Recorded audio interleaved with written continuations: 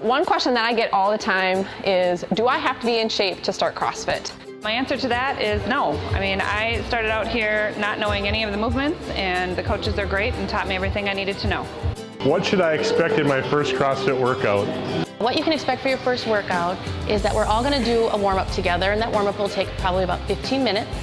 Then we're going to move on to a skill and a strength portion, and again, that's something that we'll all do together. And then lastly, we're going to do a WOD, and that's the workout of the day. And again, we're going to do that all together. You never have to worry about not knowing a movement or being confused, because you're always going to have your coach here to help you along. And lastly, the last thing you're going to have is a really good time.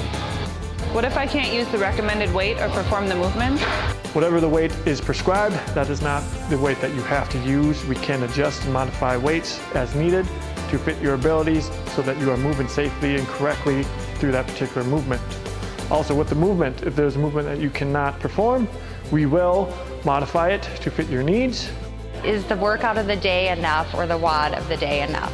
If your goal is to move towards health and wellness, away from sickness and disease, if your goal is to live a more active lifestyle, keep up with your kids without feeling completely, totally exhausted by the time you're done, then yeah, a 60-minute workout is going to be enough. Long gone are the days that you need to go spend 60 minutes or spend an hour, hour and a half on a treadmill, and then turn around and go to free weights and pump iron for another hour, spend 2 or 3 hours at the gym to start seeing results. We don't have to do that anymore. In CrossFit, we use relative intensity, so the more intense you work, the harder you work during that period of time, you're going to see results. So that intensity is kind of your shortcut to results. My question is CrossFit only for the young, or is it also for the young at heart? CrossFit is for the very young, the very old, and everyone in between. We all use functional movements throughout the day, whether we're bending over to pick something up or reaching to pick something up from high.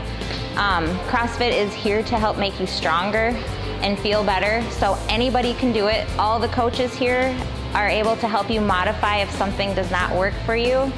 So yes, you can do anything, young or old, at CrossFit. My question and answer is, will I get big or bulky doing CrossFit?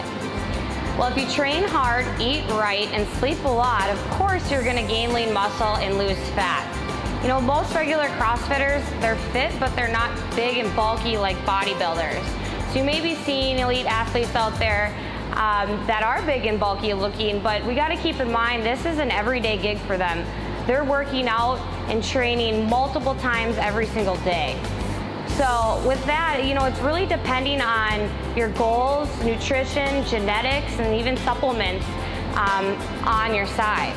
So we truly are more concerned here with strength versus size.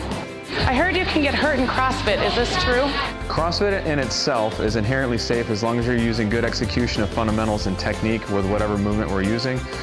Once you build up that base of good technique, and then you want to stay consistent with that throughout your workout, whether it's the beginning or more importantly towards the end when you're starting to have the effects of fatigue. Some good tips to stay injury-free here in the box is know your history, whether you've had injury in the past or you have a known medical condition that could affect you here and while performing higher level activities. Know your mobility and or stability deficits, so things that make it more difficult for you to move, such as not being able to use full range of motion in your shoulder or in your hips, or just general instability where it's harder for you to control your body through a full squat, and then talking to your coaches on how to address such deficits.